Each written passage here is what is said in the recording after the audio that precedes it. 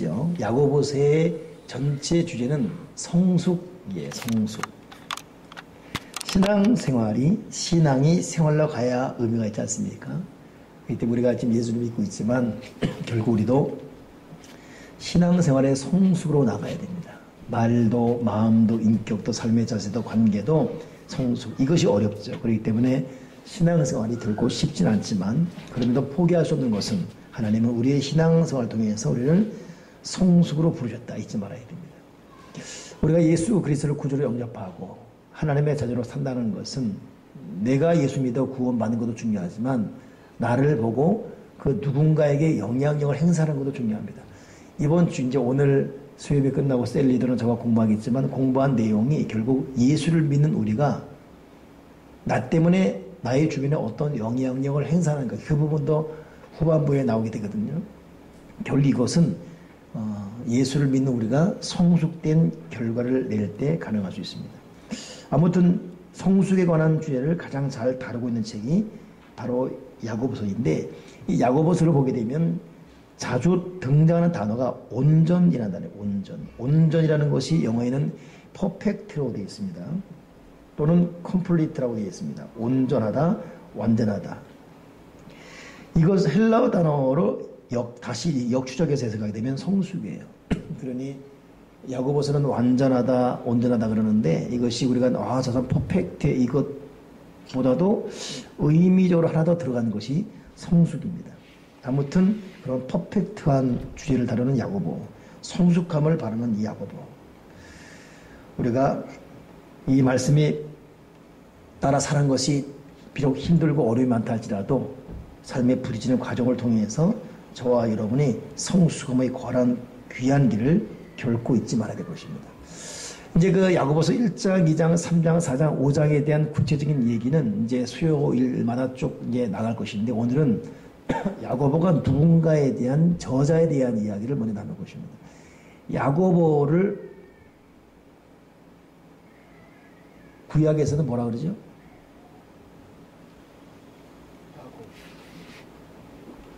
야고보를 구약에서는 뭐라 그래요? 야곱이죠. 그렇죠. 구약에서는 야곱 그래요. 아브라함, 이삭, 야곱.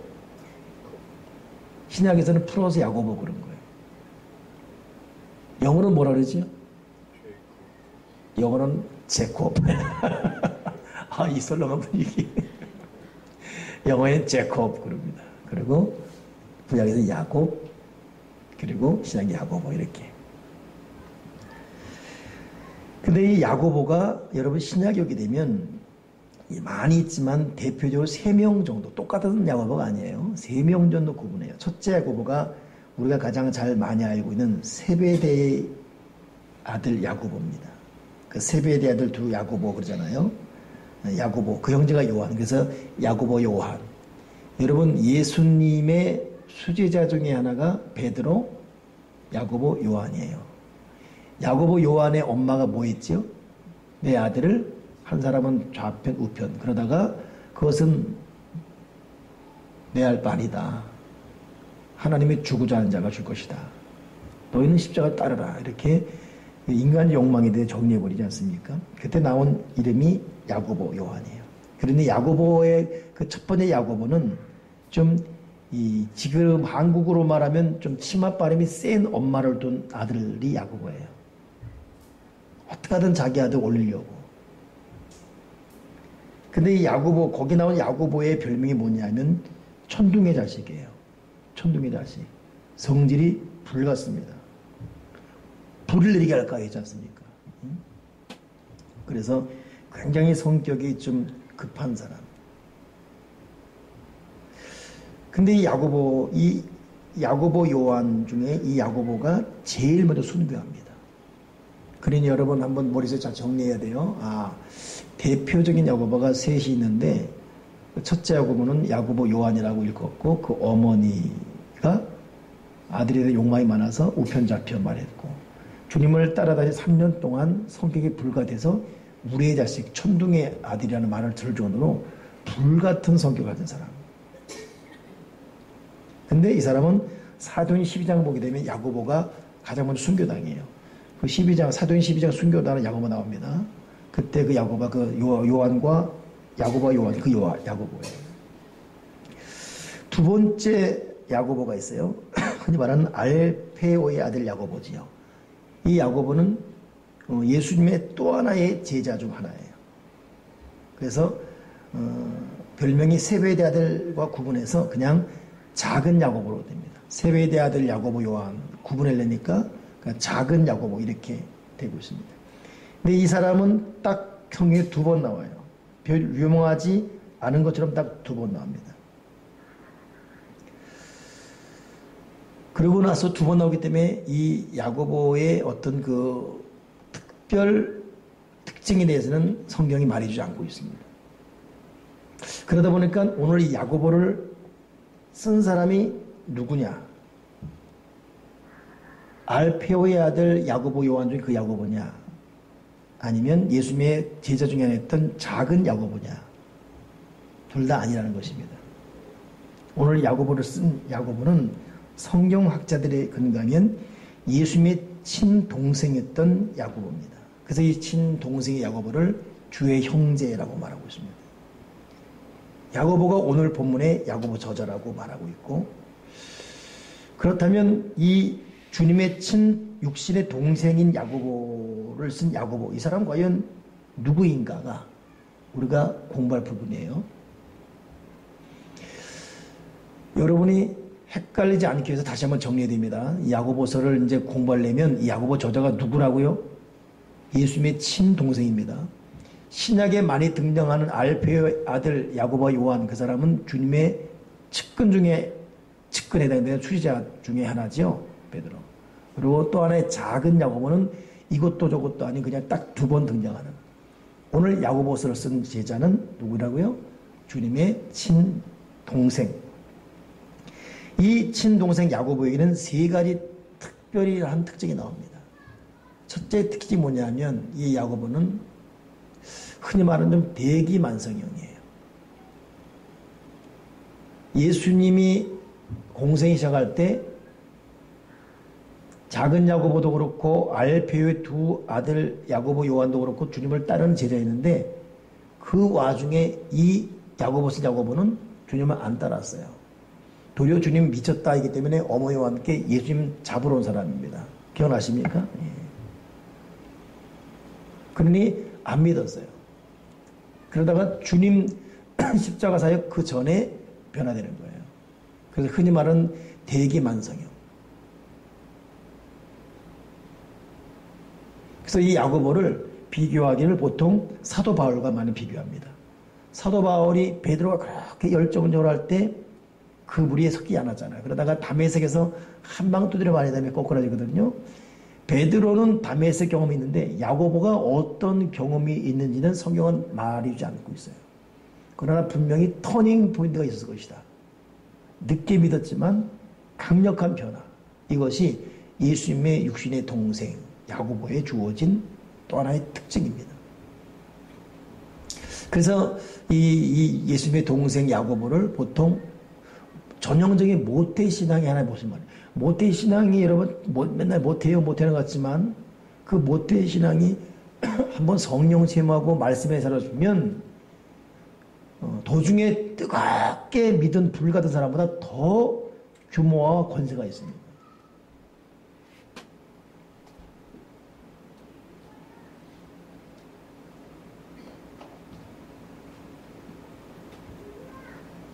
제가 오늘도 어느 분 잠깐 만나서 얘기했는데 장로님이시거든요. 근데 그분은 알다가 또 모르겠고 알쏭달쏭이에요. 그러니까 알쏭 안 오고 달쏭 모르는 거잖아요. 알쏭달쏭인데 갈수록 알쏭이에요. 오늘 더 알쏭이 됐어요. 야, 이 복잡하게 얘기할 게 없어요. 윤양사 장로한 사람인데 독바이교회. 세상에 이분이 새마을금고가 완전히 무너지는 어떤, 그래서 이 정리 1순위였어요. 금융권. 근데 이 사람이 원래 현대 본사의 총운영 부장으로 이제 픽업되는 관계인데, 그때 이 새마을금고가 막 무너지는 그때 아는 분이 야 네가 좀 살려라 이렇게 미션이 주어지고 이 요청이 온 거예요. 왠지 연봉도 그러고 다 보장된 데 가는 것보다는 일로 가는 게 낫겠다. 그 왔는데 자기가 하는 그 이상의 부채가 있는 거예요. 새마을금고에. 근데 이때 이 사람은 거의 모태신앙이거든요. 근데 뜨뜻미진한 그런 신앙인데 한번 자기 발등에 불이 들어지니까 그때부터 새벽 기도를 하겠대요. 하나님 이왕 맡겨준 거 살려주시옵소서. 그리고 새벽 기도하고 한 달에 한 번씩 성경 통독하고 1년 12독이죠. 이게 벌써 오래된 얘기입니다. 제가 이분 만난 지 거의 한 10년 됐는데 계속 알쏭달쏭 사람인데 계속 알쏭알쏭. 오늘 가서 보는데 이 사람의 어떤 그 위기 능력 대처가 하나님과의 관계에서 오는 것이고 지금 나이가 70인데 벌써 이 새마을금고 이사장으로서 저쪽 은현면 쪽, 여기 덕정 쪽, 그리고 고읍 쪽 세 은행을 총책임지고 있어요. 우리 교회 연관된 일이 있어서 제가 어제도 별내 갔다 왔거든요. 별내 있는 새마을금고. 근데 거기는 장도 이 사람 밑에 있는 사람이에요. 내가 아는 그 이상으로. 이 사람이 어떤 그 이 위상과 이 격이 어디서 온 건가 했더니 부인이 죽었어요. 부인 죽은 이후에 더 무릎을 꿇게 되었고 한 달에 한 번씩 내 성경을 통독한다. 세상에 두 주공도 내가 새벽에도 어기지 않는다. 이걸로 쭉. 그러다 보니까 이 사람 완전히 그 격리 단계에 있던 금융권이 지금 몇 배로. 지금 여러분 제가 이번에 더 새롭게 하는데 도리어 수요보다 새마을금고 쪽이 더 올라가는 거예요.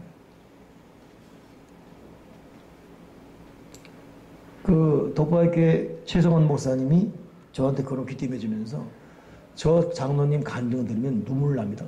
그 담임 목사가 자기 교회 장로를 그렇게 인정할 정도로 대단한 거거든요. 저 장로에게. 그 들어보니까 와 정말 그런 거예요. 근데 오늘도 내가 하는 얘기가 들어보니까 자기가 처음부터 뜨겁지 않았답니다. 그냥 이렇게 모태신앙. 나는 못해요. 그 생긴 게 못해요. 생겼잖아요. 못해요. 그냥 뚱뚱하고 못해요.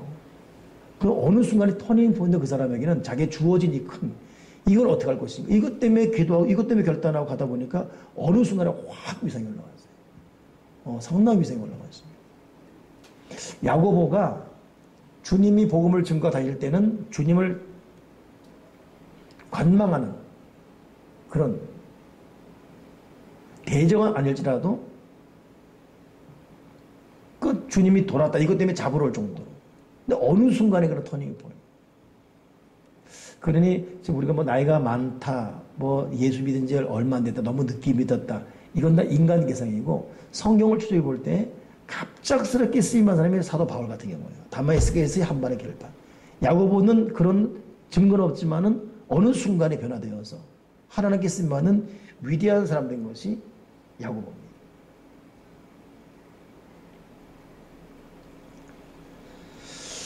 그런가 하면 야고보의 그 두 번째 모습 보게 되면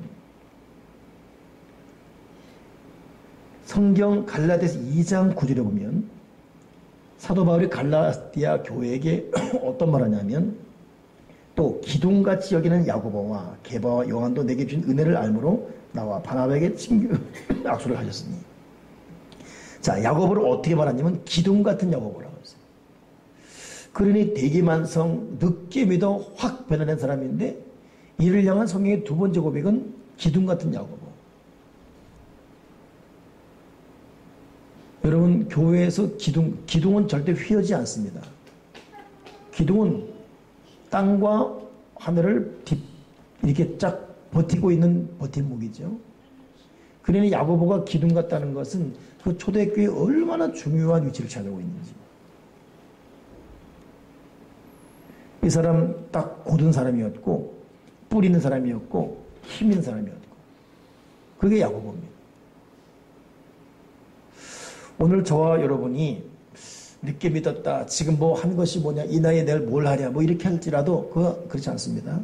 하나님 나에게 거룩한 터닝 포인트, 한 번의 터닝 포인트를 나에게 주시옵소서. 결국 내가 늦게 믿었지만 결국은 내가 기둥 같은 존재가 되게 주여 주시옵소서.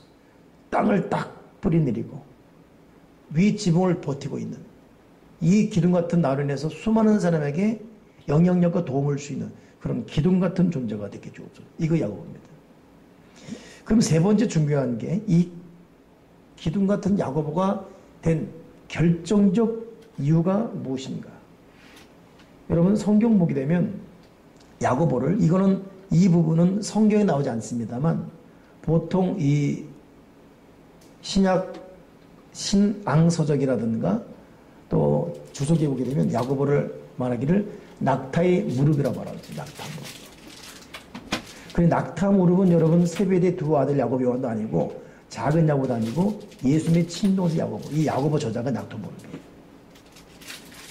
이 야고보의 낙타 무릎 같은 결정적 표현이 야고보서 5장 가면 나옵니다. 이제 보면 나오겠지만은 엘리야는 우리와 성령이 같은 사람이로되 저가 비가 오지 않기를 기도하며 3년 되고 비가 오지 않다가 다시 기도하면 비가 오리란다. 그러니 엘리야도 얼마나 기도의 사람입니까? 바알과의 영적 전쟁에서 누구도 그에게 동조하지 않았지만 기도 하나로 뚫은 사람 아닙니까? 얼마나 기도했든지 나중에 비가 온 이후에는 이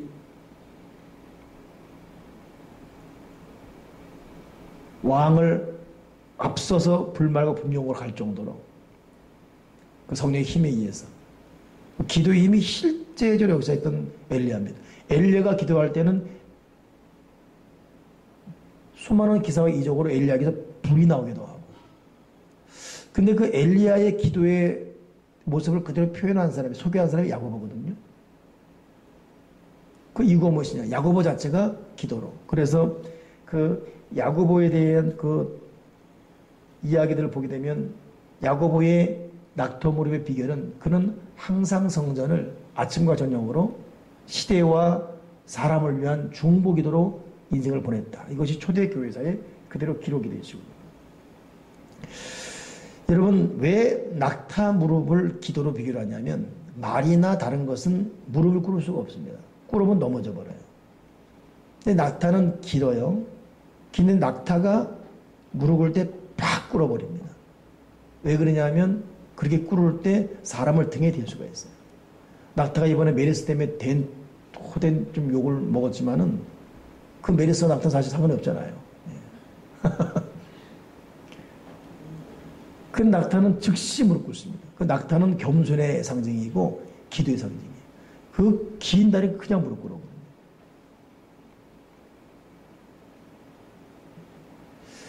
저는 지금도 참 그 아이러니한 게 뭐냐면 독일이 1차 대전, 2차 대전 일으킵니다. 한 나라가 그렇게 하는 것도 힘들어요. 대단한 나라에 독일의 이 게르만 민족의 이 우월성이 대단합니다. 근데 2차 대전 당시에는 물론 미국이 원자 폭탄 터뜨려서 독일을 굴복시키고 그 다음에 일본을 스탑시켰지만 그 개입하기 좀만 늦어다면 큰일 났는데 좀만 늦지 않도록 마지막까지 버틴 나라가 영국이거든요. 근데 영국이 마지막에 싸웠던 이유가 뭐냐면 처칠이에요. 근데 처칠 수상의 집무실이 그 사진도 저도 한번 본 적이 있는데 구멍이 이렇게 나 있어요. 두 구멍이. 그 구멍이 뭐냐면 기도한 구멍이에요. 이 마룻바닥에서 습한 마룻바닥에서 얼마나 이상하게 기도했던지 구멍. 그리고 처칠은 나라와 민족과 세계적 위기를 기도로 이긴 사람이다. 야, 한 대통령이 저렇게 기도할 수 있을까? 그리고 여러분 대통령은 뭐간에 결국 하나님 앞에 목숨을 건 기도, 깊은 기도, 간절한 기도, 장시간의 기도, 이 기도가 역사에 일어나는 것. 교회 성장론에 대해서 참 많은 이야기가 나옵니다. 뭐 위치가 줘야 되고 뭐가 줘야 되고. 근데 그것은 시대마다 달라요. 근데 정말 변하지 않은 조건이 하나 뭐냐면 그때나 지금이나 앞으로도 인생의 무역 기도, 교회의 무역원에 진정한 부은 기도다라는 것입니다. 오늘 그 기도의 대명사가 구약에서 엘리야였고 신약에서 야고보입니다. 오늘 여러분 우리 세 가지 명심합시다. 야고보는 늦게 믿었어요. 근데 어느 순간 터닝 포인트. 이것이 야고보로 하여금 그 많은 사람이 그 오랜 시간 간 것보다 더 빠르게 주님을 따르고 결과를 몰고 오는 역사를 이루었습니다. 그러니 지금 우리는 내 환경, 나의 이것 핑계될 때가 아니라 바로 지금이라도 내가 주님을 바라보는 그런 터닝 포인트가 나에게 있게 해 주시옵소서. 오늘 그 터닝 포인트 역사가 저와 여러분에도 있어지길 바랍니다. 두 번째가 뭐였습니까?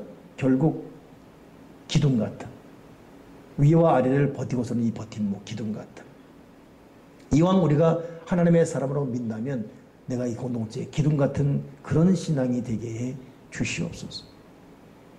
보통 오른팔 왼팔이가 안 씁니다. 이건 일본에서 유래된 말이기 때문에 그런 안 쓰고 성경적인 기둥 같은 존재가 되게. 왜냐하면 이건 야고보의 성경이 말하는 거니까. 마지막 세 번째 뭐라고요? 낙타무릎 같은. 이것이 야고보의 모습입니다. 그런 야고보는 늦게 믿었지만 기둥 같은 길을 걸었고 이 모든 것이 가능하도록 기도의 무릎을 꿇었고 결국 이 야고보 통해서 성숙이라는 야고보서의 대주제의 글이 완성됩니다. 저와 여러분은 결국 우리가 예수 믿고 있지만 마지막 우리의 결정체가 뭐 돈을 많이 모았다, 성공했다 이거 이전에 내가 예수님을 닮아서 얼마나 성숙할 수 있냐, 이거 놓치면 다 놓치는 건데 그 성숙이라는 것은 여러분 거저되지 않습니다. 결국 기도로 가능할 수 있고 낙타무릎 같은, 그리고 거룩한 동기와 목표, 이것이 있을 때 가능할 수 있습니다.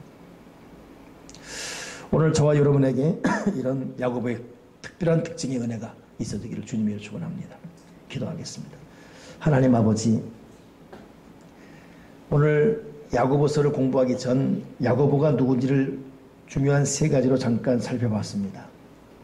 결국 우리 모두도 성숙해야 될 텐데 하나님 성숙할 수 있는 신앙을 허락해 주시고 그러기 위해서 우리에게도 거룩한 영적 터닝 포인트가 일어나게 도와주시옵소서. 우리는 감히 그 시간 그 상황을 이해할 수 없지만 주님 나에게 그 은혜를 주셔서 진실로 하나님의 거룩한 때가 오게 도와주시고 결국은 하나님의 교회에 기둥 같은 존재가 되게 해 주시옵소서. 그냥 될 수 없기 때문에 낙타무릎 같은 기도의 무릎 꿇고 하나님의 사람으로 헌신하게 도와주시옵소서. 오늘 저에게 우리 교우들에게 이 은혜를 내려 주시옵소서. 주 예수 그리스도 이름으로 기도드리옵나이다. 아멘.